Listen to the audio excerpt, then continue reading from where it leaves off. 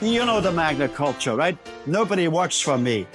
You people work with me. I'm working for you.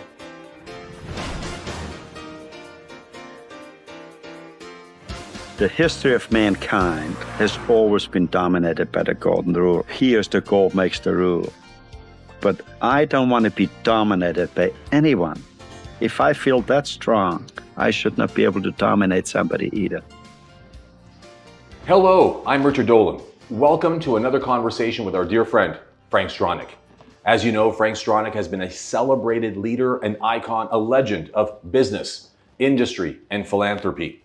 As I've been experiencing, and I know you have been too, the multitude of conversations where we get to delve deep and understand more of his thinking, methodology, and philosophy, not just on business, but on life and society. This has given rise to his historical developments in the realm of what has been come to be called the Fair Enterprise Institute. One of the foundations, the fundamentals of what made his company he founded, Magna International, so great, so iconic, and to this day, still standing. But today we're going to take a turn for the current developments in the news, what's going on south of the Canadian borders. We are at war, tariff war.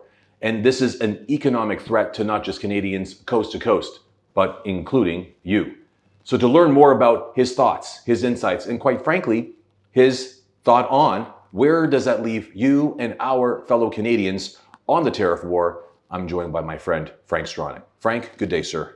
Well, great to be with you again. It's always great to be with you, my friend. And as I started off in the conversation, we know that the Fair Enterprise Institute is not just a fundamental belief system, it's a philosophy. And in fact, as I have had the pleasure of having an advanced read on a newly publishing book of yours, you dedicate this book, which is founded in the principles of a new mission and mandate you've come to call the Canadian Economic Charter of Rights and Responsibilities. And I want to read, and I'm probably jumping the gun here, but you dedicated it to the people of Canada and the United States. And you went on to say, whose pursuit of free enterprise defines our shared destiny. It is my sincere hope, you write, Frank, that an economic charter of rights will serve as the framework for a more prosperous society. Frank, first, before we begin, tell me why that's important to you. Well, it's important to live in a balanced society. You know, if a society is not balanced, then there's problems. And the well-being of a nation depends on the health of its economic fabric. Businesses are the weavers of the economic fabric. So I think we constantly got to think about how can the economy work. And the economy is, we don't talk about. That's the strange part about it. The economy is driven by three forces: smart managers, hardworking employees, and investors. And the message again I want to get across loud and clear is, without workers, you can't make a profit. So it's so crucial that we gotta, again, society came a long way, but I keep repeating myself, right? From the caveman to the hunter and hunted, to the kings and the servants, and now we have bosses and disgruntled workers. So basically, what I like to rattle the cage, or I like to kind of it's tough to rattle the foundation, right? But if the foundation is not strong, right, you need a better foundation, right? So basically, I say we got to think about it that workers or employees are partners. Nobody wants to be a servant. Well, I want to slipstream with you there. I don't mean to interrupt you, but I do want to point something out, especially for our viewers, your listeners, those who've been following you and studying you, that you've been talking about the workers as the bedrock to a great business. That's why you had a profit sharing program in Magna. It's why the Fair Enterprise Institute erected. But you have been saying this for decades, and it was echoed today by the sitting Prime Minister, Mark Carney, who said, and I quote, that the tariff war that the Trump administration has waged on Canada is not just on Canada, it's on workers. Workers have been a focal point in all of your teachings, in all of your philosophy, in all of your businesses. You're saying to me that workers matter more than ever before. Is it because you started so humbly? You yourself was employee number one, Frank. Do you think that's where your conviction in such a statement lives? Well, you are what you experience in life, right? And I have experienced, poverty, right? There were times when I was hungry. Hungry not because I wanted to lose weight. I was hungry. I had no money to buy food, right? And that leaves a deep, deep impression. So my focus was, number one, never to be hungry again.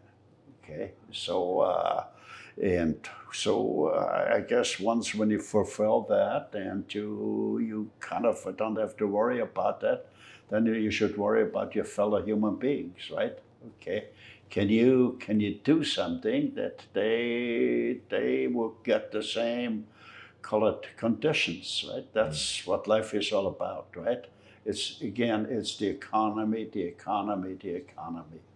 And everybody, well, the strange part about it is even the politicians agree with business, but if the economy doesn't work, nothing else will work.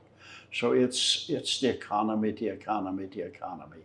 No, and this is completely resonating with me, especially just given the times that we're in and where we're at. You've said that when you ran for political office in Austria, it was a big part of your mandate. It was a part of your mantra.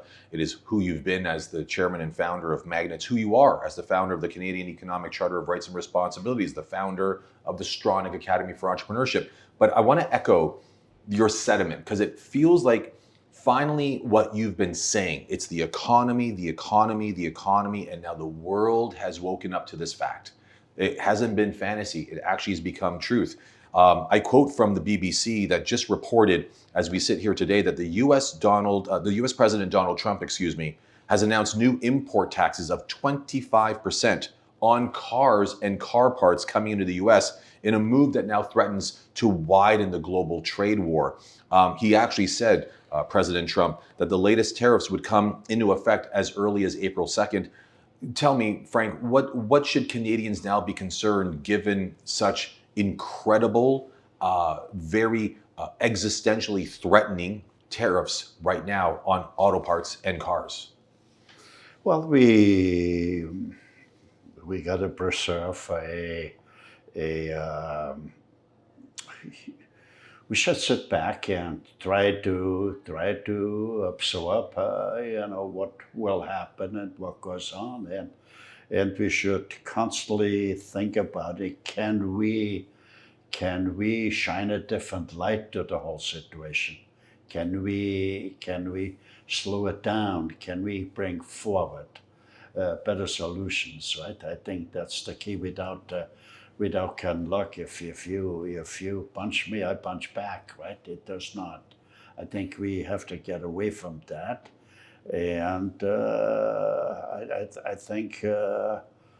The American people could see if the Canadian people will say, look, we wanna, look, we're so closely related, and most of all, we have one worry, can we maintain a free society, right? That's what life is all about, right? People give their lives for freedom, right?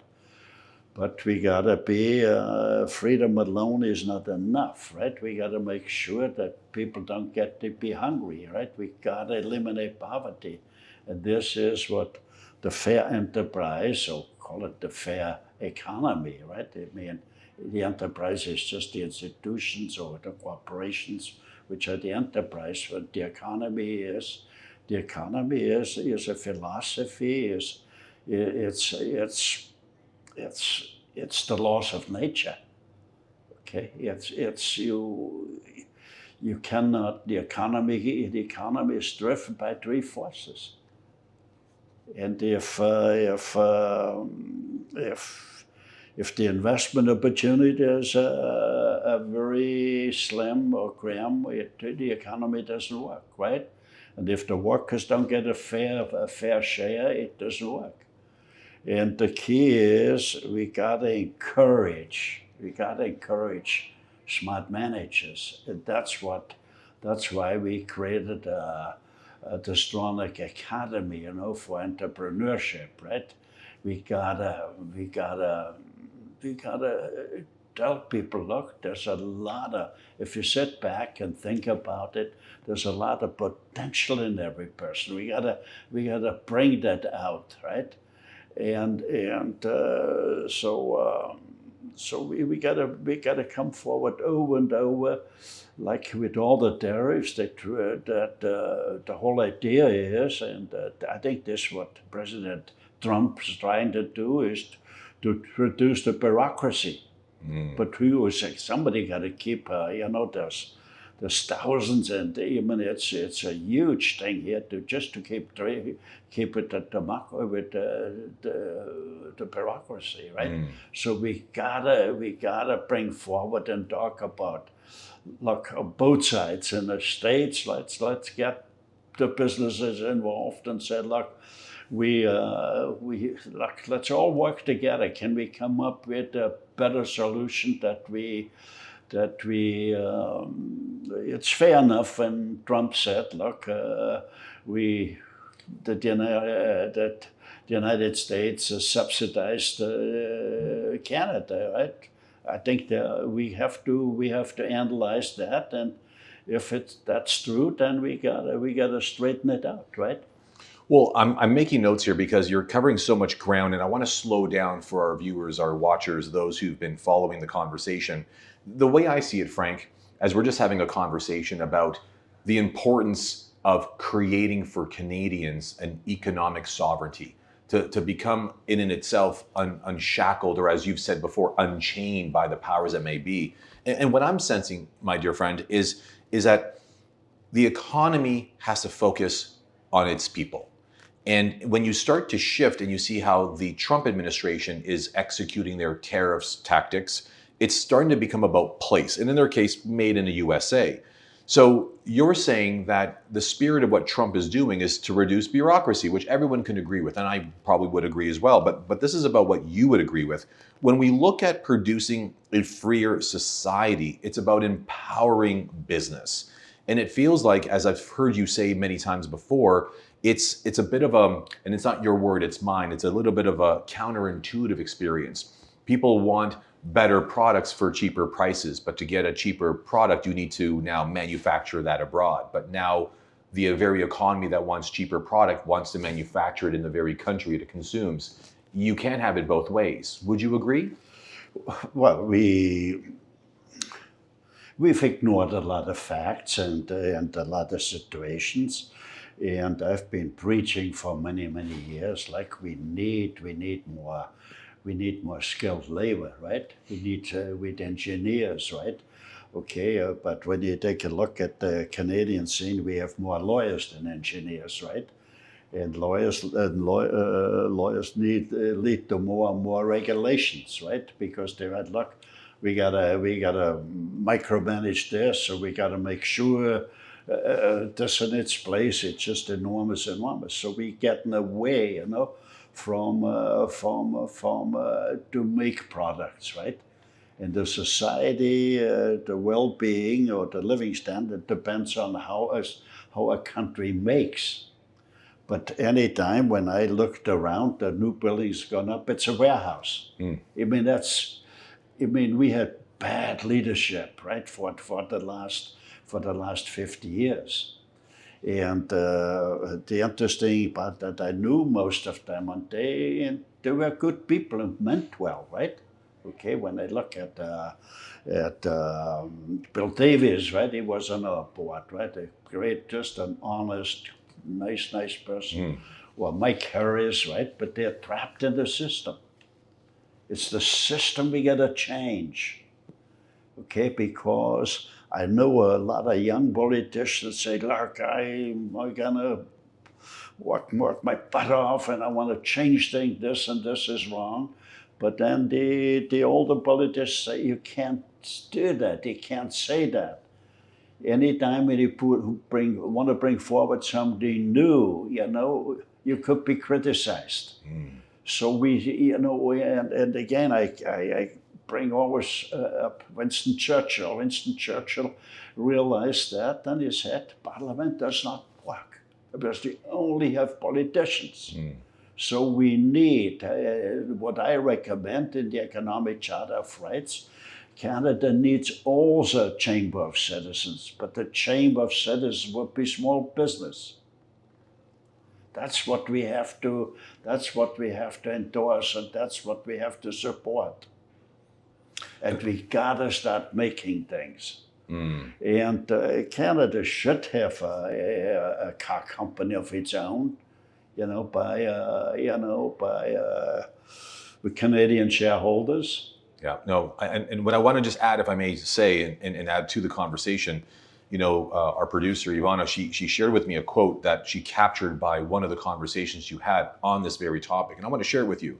What you were quoted as saying, as you said, and I quote, "For one, we've forgotten that in today's global economy, we're engaged in economic warfare with countries who are hungrier, are shrewder." You said these countries have well-developed economic strategies to make their major businesses or national champions the dominant players in key industries like pharmaceuticals, airlines, and even automotive. You concluded by saying that these more aggressive competitors are taking jobs from Canadians and crushing our industries one by one. Does this remain true more now than ever before? Well, it starts out that I guess, when I look back 50 years ago, Wall Street was pushing business, you gotta make more profits. Unions were pushing business, we need higher wages. So there was no leadership, right? Business took the easy way out, which again, it shouldn't have happened, right? Took the easy way out and went to China with all the technologies. Okay, we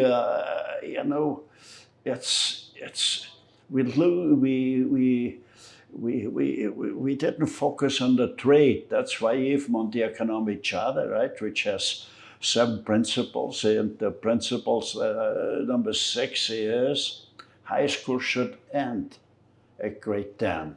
In grade 11 and grade 12, we should expose our students to trades, because that would be a win for the students, because in life it is how much knowledge to accumulate. The more knowledge you have, the higher your potential pay would be. So it would be great. Students would accumulate more knowledge, and society would have trades where, look, if you need a plumber nowadays or an electrician, you don't get them, you don't find them, right? It's true. It's a major, and look, that was to be foreseen, right? It's To true. me, I brought it up in all my books. We got to do this and this, and it's like falling on deaf ears. And maybe the country need the chuck up that we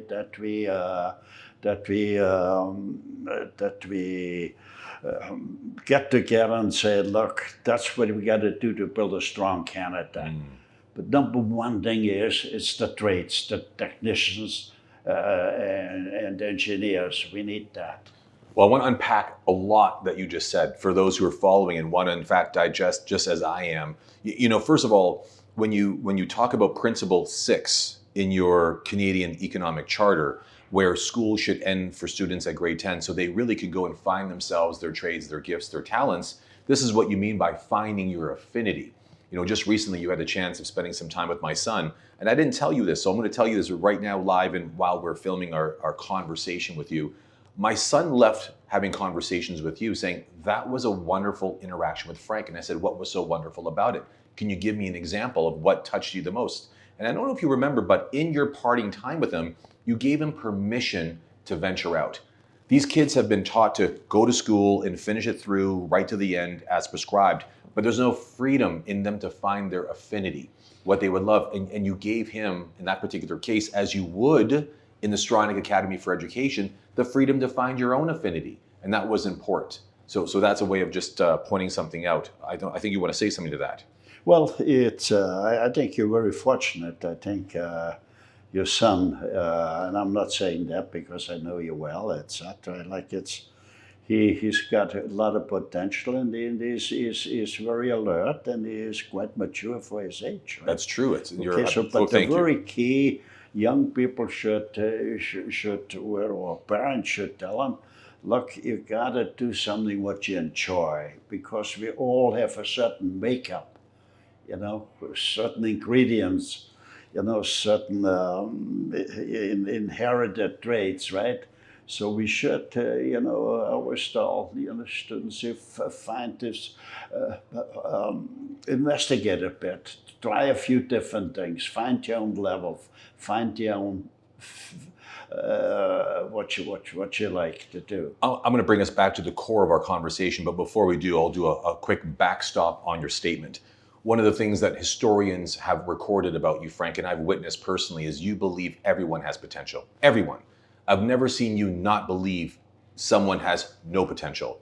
You've always recognized potential in everybody. So I want to just say this one more time so we can move back to the core of the conversation, is that finding what you have an affinity for, I think, if you were to say it differently, is the greatest opportunity but responsibility of mankind. And you're starting right here at home. So thank you for the reminder. Let me get to a quote because I want to bring it back to China. You talked a bit about China and manufacturing cheaper goods. There's another quote, and it's one of my favorite, but I want to share with you what I caught. You had said a few moons ago that many Western companies are only manufacturing in China so they can ship products back into their home markets in order to make higher profits. And in the process, they're eroding the economy of the country where they've headquartered. It's a formula for national economic suicide. And I can totally see why it is. This must be truer now than ever before. Would you agree? Well, the sad part about it is that's the way it is, right? I mean, how can we, call it the elderly generation? They know that they have kids and everything here. It's somehow. I don't think it was done by design. I think it was, call it an act of stupidity, or or being where the environment, all the conditions were not where you had to try to think a little harder. When I arrived in the country, right, things didn't look that rosy, so I always had to come up with better solutions, right? And we had it maybe too easy all the way along, right? Because let's say the parents, which for a lot of they had a tough time and they wanted to have it nicer for the kids. Okay, so look, we have seen society come and go. Society where they reach a certain point and let's sit back and relax and don't hustle anymore.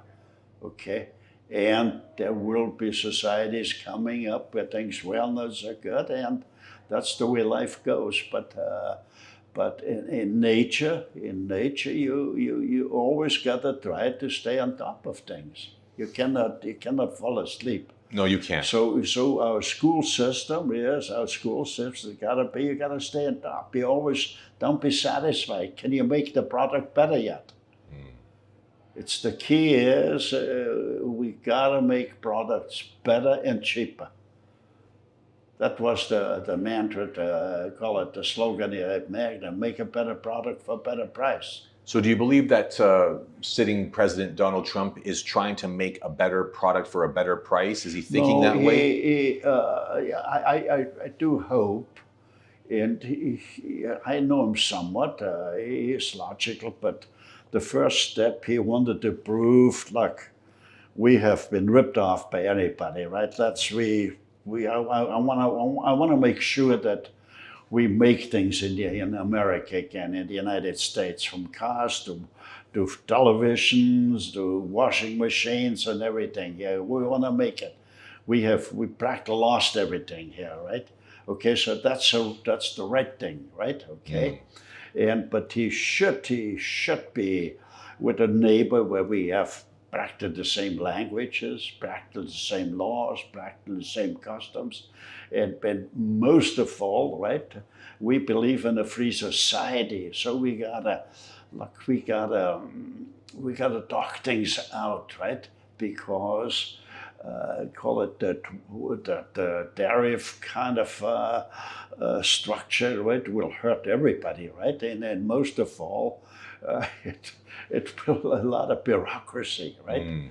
So I do hope that we by staying online and say we gotta work to find a better solution, that the American workers are better off, the Canadian workers, but most of all, the United States and Canada are the custodian of a free society. And we should not take that for granted, that we always be free.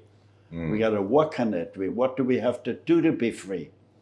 Well, let's run with this theme of thinking and unpack it a little bit more, because let's imagine, Frank, that as the tariffs have been suggested, they've been stated, and they've been scheduled, this 25% surplus tariff on cars and auto parts made outside of the US, which is going to impact Mercedes, Aston Martin, BMW, Toyota, Honda, just to name a few, and North American made vehicles, some that are partially assembled in Canada and partially assembled in Mexico, and then of course enters the States. Let's play this out. What do you think the next 3 years of Donald Trump's term looks like for Canadians if the tariffs stick? What's it look like for us? What's it look like for the world from your perspective? I do hope that will be cleared up within the next few months. That we say, look, okay, that was the first step to maybe a wake-up call for everybody. We got to do something, and that we come to the thing here. There should be the relations gotta be better. We have to find a better way with the tariffs. That would hurt Canada and the United States. Well, just this morning, right before we wanted to film another conversation with you, Frank Stronach, it was reported that Donald Trump had suggested that if Canada were to enter negotiations with the EU, the European Union, and forge stronger trade ties that in any way negatively impact America, he even went on record for saying he would add even more tariffs on all these participating countries. So just when you think that a bad deal was dealt and Canadian economies and those who were responsible for other countries thought, let's put our heads together and figure this out, he's penalizing them. It's almost like it's the American way or the highway. Do you sense that as well? Well, is it a struggle for power? I listened to those statements, and I was a little disappointed because if especially in business or in a country, every country's has responsibility. What do we do to improve the living standards? Okay, so that I think that should be the right of any country. But first, we should take a look. How can we have neighborly relationships? That should be the first thing. And I would appeal to the Americans to say, look, let's explore that. Mm-hmm. Let's explore that. What can we have better ways? And then again, I'm saying he was,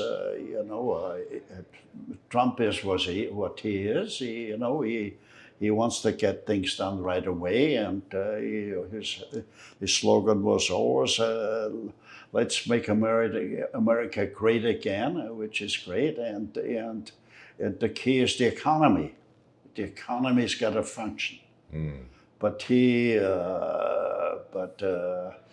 Canada is blessed with a lot of raw materials, and America would need raw materials. So we gotta work on. I think hopefully that let's say that Donald would take a a group of his economic officials. advisors, and Canada should have a group, and let the group come up and down, and with okay. To the key is we get drawn into it. I mean, you cannot all the products made in China, right, or in Asia, right? Okay, when that doesn't work, right? So he did the right thing, but he's got to step back, like we got a neighbor, right? Yeah. Well, speaking of the right thing, earlier today, it was reported by the Globe and Mail that the Liberal leader, our sitting Prime Minister, Mark Carney, promised that the Liberal government, I don't know if you heard this yet, Frank, but would protect Canada's auto sector in the face of this UF tariff deal. And he pledged a $2 billion fund to boost competitiveness in the auto sector. And he says, and I quote, protecting manufacturing jobs, support workers to upskill their expertise in the industry, and build a fortified Canada supply chain from raw materials to finished vehicles seems like his focus. Do you agree with the approach? It's even though if governments make commitments, a few billion here, a few billion there, right? Governments can't give you anything unless they take it away from you in the first place, right? Okay, or they print so much monies that so it's yet. But somewhere along the line, we do need an economic strategy. Well, and this is key. I mean, Mark Carney went on to say that with today's announcement, we will protect workers, which is your favorite and focus, from American tariffs, create higher paying jobs, and build an all-in Canada auto manufacturing network. So when you look at that, it looks as though Mr. Carney is saying, well, if this is going to be a permanent fixture on the economic landscape for Canada, let's double down. Let's fortify our own auto industry. Given this is where your legend was born, the auto manufacturing business. Frank, would you agree with that first step, being able to fortify our own Canadian auto manufacturing industry? We got to have an economic strategy, right? I mean, it's been long overdue, right? Okay, and I've said over and over, right? I've always said, look, the debt's rising, the inputs are rising, and the bureaucracy is rising, right? So we gotta at least it's in our thing that we could say, look, we gotta start making things here again, and then have less imports. Yeah, no, 100%. I mean, for me, this is what we would do. So you said about the tariffs, as this conversation's been about the tariff wars and the economic strife, crisis, and uncertainty it's producing, not just in Canada, but from around the world. Just this morning at the opening bell, all the markets are open in triple digit below zero territory. As we look out right now, is this a time for people to re-examine their own buying habits, their own investment strategies as they see all this? I guess people have to tighten their belts a bit more, and I think from time to time we need a reminder. We gotta. I hope it leads to that we're gonna focus on skilled labor. Okay. Because without skilled labor, we can't make things, right? And the first thing is you need the labor to make it. Okay, we need. Look, we got too many schools which focus on the financial capital, right? Okay, we got to focus on engineers. And what's the health rate of our engineers here? Are we building enough? Are we creating enough? No, look. I think if I would take Germany, or I think for every, like they would have maybe 10 engineers and 2 lawyers, right? Maybe the ratio, right? I might be out a little, but roughly that's what it is, because that's why Germany, they still supply high-tech equipment all over the world, right? Because their focus was always engineering. So we need engineers. We gotta need people which can make things. You know, and I put my using always an example, right? This is a fountain pen, right? There's so much technology goes in that thing here. We can't make things like that anymore. So we gotta need skilled labor, right? That's I've been preaching that for a long time, and I created schools, right? Well, this is where the Fair Enterprise Institute came from. Well, this is again. I consider myself blessed with a good mind and good health, but at the same time, I said, if the stars are not aligned, it doesn't matter how smart you are, things don't work, right? So I'm sitting back from time to time and said, look, Canada was great to me, great country, great people. We had, unfortunately, we had a system which doesn't work, right? You know, I mean, governments need, you can't give a politician a free hand to print monies, okay? So let's print another few $1 billion, right? Okay, it doesn't, somebody has to pay it back. But we do need that our school system has to be revamped, where we start making things. Well, and this is where we begin. Just as we started, the Fair Enterprise Institute, which you published years ago, which was a keystone in Magna's success.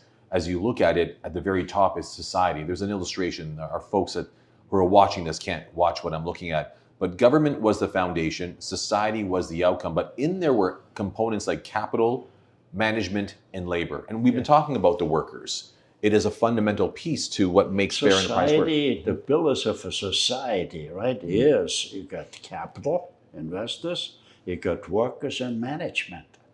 Those are the three forces. Without them, there is no... Without them, you're out of balance. How out of balance are we today, given what's going on in the marketplace? Our focus all in the schools and all the way was just financial transactions, right? Like when you take a look, when 50 years ago, when the first computers came on the market, the slogan was, if you have one of those computers, you can eliminate a total office floor. Now, when I look around, I see 20 times more office buildings. Okay, it's all regulations and financial transactions. We gotta switch it. We need engineers. We gotta make things. And this is where we're right back where we started. This tariff war is reminding us of some of the fractures and the short-sightedness in the Canadian economic landscape. Well, sometimes you need a wake-up call, right? You need a thing here and say, hey, wait a minute, what did we do? We kind of encouraged our business to go to China, make cheap products, and bring it in here. And so we make more monies, but it's only temporarily. Frank, I'm curious, as it's amazing how time flies and the time that we've got, we're nearly out of it. But I want to know, and I'm sure people are curious, in the history of your time leading Magna, do you ever recall such a economic stifling time like today with the tariff wars, with the Trump administration during your leadership at Magna? Was there a time I think, familiar? Look, I've when I talk to people, right, I saw that coming of half a year ago, right? I saw it. Look, things will be very because we just import. We don't make things. You know, if you go in a big department store, you hardly see any products made in the United States or Canada. Okay, that's got to tell you something. It can't work that way. It's, look, you gotta, the economy, you gotta make things. And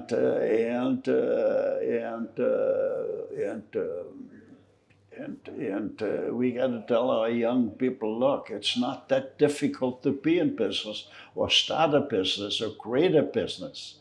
It's not But yes, we make it more and more difficult, right, for entrepreneurs, right? We red tape that you don't get off the ground. We got to lift the chains off. We gotta give people the thing. Don't let them, if they have a little say or just an idea, right? You get a little money here and there, and you make a product, something which is needed.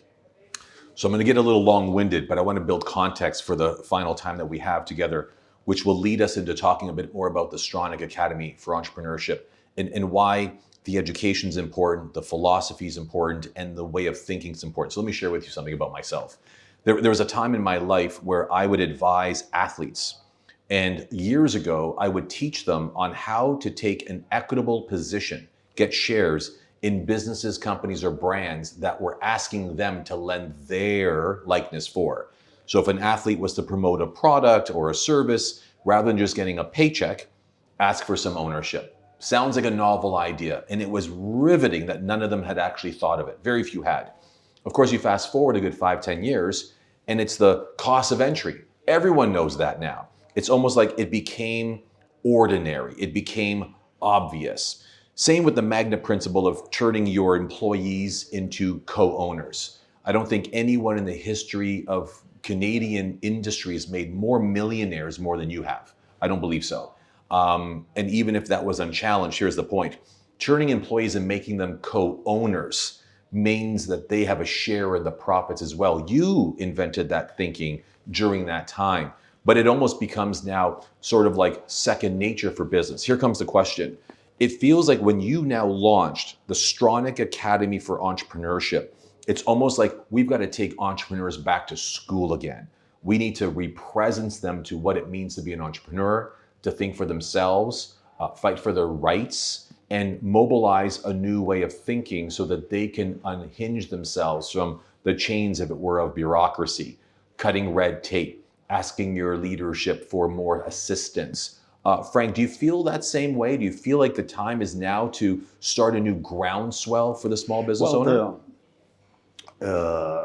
I feel that it always was necessary, right? Now we're at the wake-up call that things are a little tougher, or the picture's changing.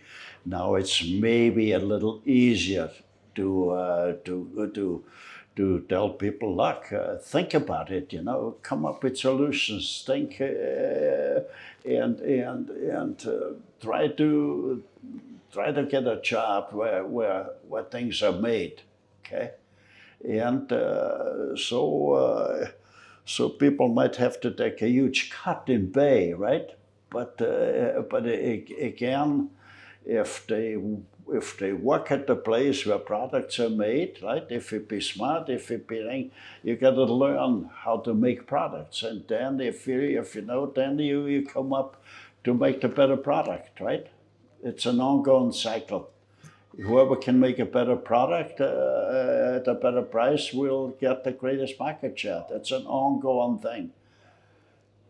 Well, and this is why SAFE was launched. I mean, when you look at the Stronach Academy for Entrepreneurship, and why I love being involved is it's like you've created 3 tracks. Track number 1 for the beginner, track number 2 for those who want to scale their business because they've already gotten started but want to grow, and track number 3 is for those who are thinking about succession, being able to sell their business or leave it behind to young ones, their family, a trust, and whatnot. When you look at those 3 groups, which do you think is the most important right now, given the times that we're in? Is it those just getting started, those wanting to scale, or those wanting to exit? Well, two things. The one in the middle has a little more time, right? You gotta encourage. Look, basically, what I'm doing is, look, I walked that way. I built Magnet that way, step by step, from a small thing to a little larger to a mid-size to step by step, right? I mean, those are the steps you take, right? So you want to encourage the younger thing. Look, it's still out there. You still can do it, right? Do something. It doesn't have to be, but make something, right? And make something. You could even rent 1 acre someplace, right? And plant something, right? Plant something. There's lots of things you could do because people need food, right? Okay, and they need gadgets, right? You could so the one in the middle, they have call it small companies. They would need they could need a little where experienced principles could be applied, right?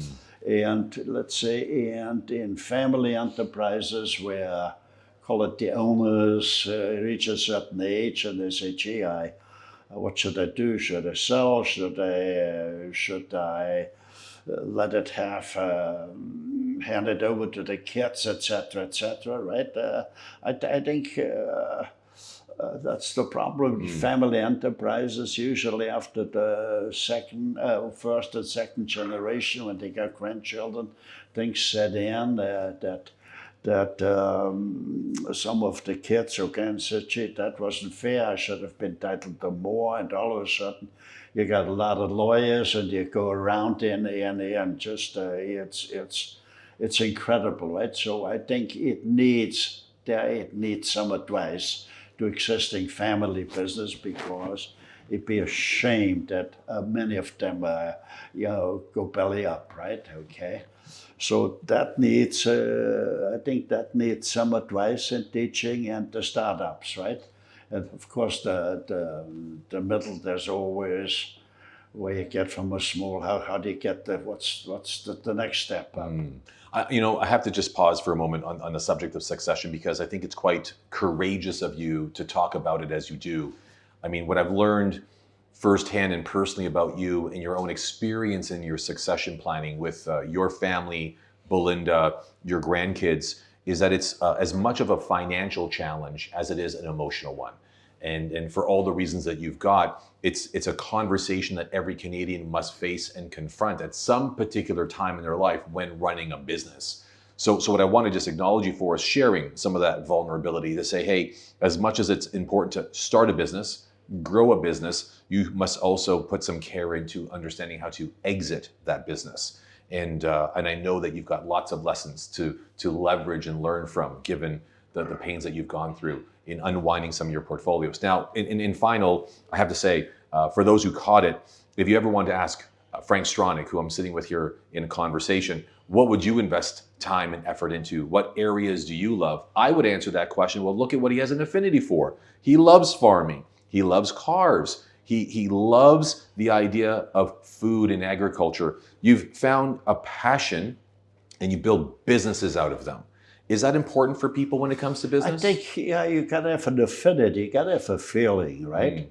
And especially we got a major public relation promotions program, because of family farms are practically on welfare. And kids of family farmers say, Mom, Dad, I don't want to be in the farming. I don't want to be in the welfare. But you see, when we look back in history, a country which could feed its people never had a problem. Canada, why its family farms, could always feed its people. So, and I think to produce food and supply food to people, that's the most noble thing you can do. Okay, so we gotta get to the kids that they sugar back on the farming, but we need what we call a Canadian Family Farm Trust, right? Whereby if you do some organic farming, you get a subsidy. It's not really a subsidy, because the monies you would get if you produce organic food, it would cost call it the healthcare budget by billions and billions, right? So we're lucky, we're standing by, not doing anything. We can see all the kids have allergies, And stage 2 diabetics is rising. We stand there and we look, we're not moving, we're not doing anything. It's the same as the dairy thing. We're not proactive, right? So basically I'm saying, look, we gotta see that our kids grow up healthy, right? Because if you're not growing up healthy, that would affect you in school, right? It would hamper your learning activities, right? You can't be happy if you can't participate in sports, etc., etc. So we gotta do something before it's too late, right? Wow, listen, kids, that's a public announcement for all of you thinking, hey, what do I do with the rest of my life? I mean, Frank, you made it very clear, as many people are looking at what's new and what's next and what's exciting, there's what's now. I mean, people need to eat. There's food shortages. Farming is required. Building things are important. And I love that when it comes to finding your affinity in business, sometimes the most extraordinary things are found in the most ordinary stuff. And you've represenced me to that thought. It's amazing, Frank, for all the things that you're doing and for the Stronach Academy for Entrepreneurship, the Canadian Economic Charter of Rights and Responsibilities.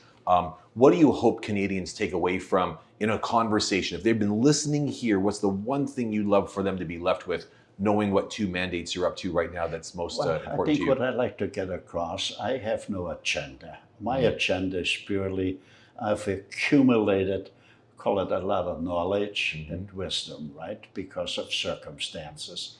And that should not be lost to the Canadian public. So basically I'm saying, look, just sit back, absorb it. It's grassroots, right? I have it's nothing here. I've been blessed. My conscience tells me you gotta transmit that knowledge, right? Okay, to the Canadian public or to Canadian people, and we should talk about it, because the closer you take a look, the more common sense you will find. That's practically the only way out. I love that you said that. At the end of the day, Frank, these are projects of both passion and purpose, and you're fulfilling both. Frank, so great to hang out with you. Thank you so much for having a conversation with me. Okay, I look forward again to do. Maybe we have another shot next week. I like that. To fine-tune things. I like that. I like that a lot. We got to get a little more into details so the kids could say, where can I sign up? I'm curious. I want to get going. I want to do something. We're building up the climax, Okay, my friend. all We're right. building it up. Okay. Thank you again, Okay, Frank. And great. we'll get to those details Okay. and all the things you're talking about. great. Hey, folks, what a tremendous conversation with our very own Frank Stronach. If you want to learn more about the things I discussed, the passion projects he's got, the missions he's up to, like the Stronach Academy for Entrepreneurship or the Canadian Economic Charter of Rights and Responsibilities, just hit the link, give us an email, or DM us. And we'd love to get you involved and give you the insights you need so that you too can create for yourself and your family Canadian economic sovereignty. I've been with Frank Stronach in another great conversation.